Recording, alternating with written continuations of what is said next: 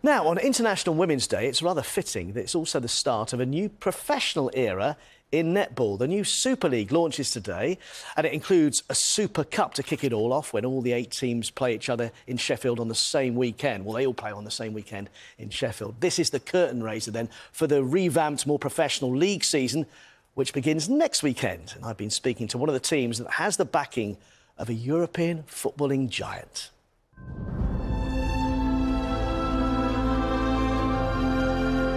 A new dawn by the River Trent, where a big fish in the football world is about to make a splash in netball.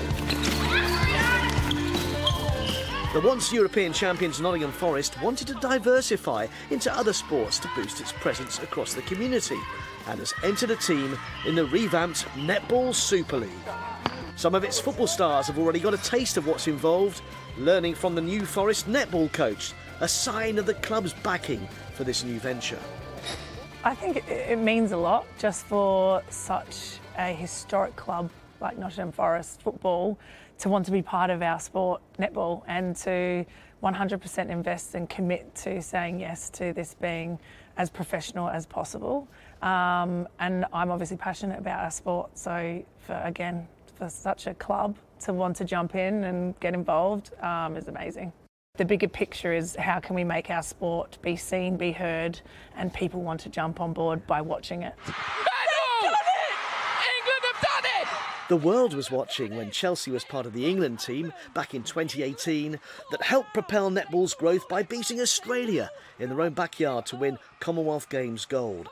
Since then, England have been challenging at the top, and the drive towards this new, more professional league has been building ever since.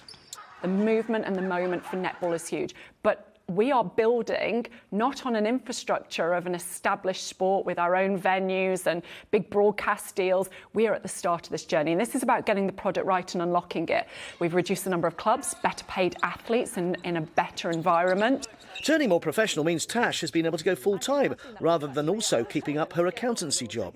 It's been amazing having to not have to worry about anything else and be able to just do netball full-time, being able to focus on the recovery away from training rather than trying to work full-time, as well as then fitting in training early mornings and late nights. So it's been a really nice adjustment for me this year, and it's really nice for Forest to back us to be able to do that. While Neve is considering pausing her career as an A&E doctor in Bristol, which would mean less commuting to Nottingham for late-night training.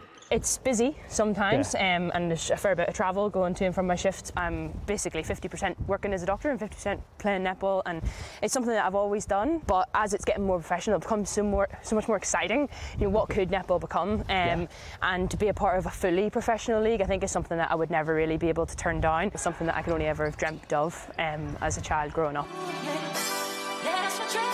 So it begins. The 8 teams will be playing in bigger arenas, and a number of rule changes aim to make Super League matches more exciting. No more draws. Games will go to extra time until there's a winner. Also, bonus points will be up for grabs for losing teams to ensure there's always an incentive to keep going.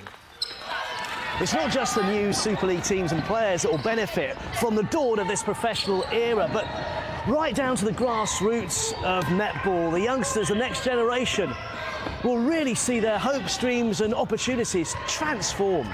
I think it makes it just all seem a lot more realistic, we can actually get somewhere with it all, and just the sky's the limit, so it'll be good.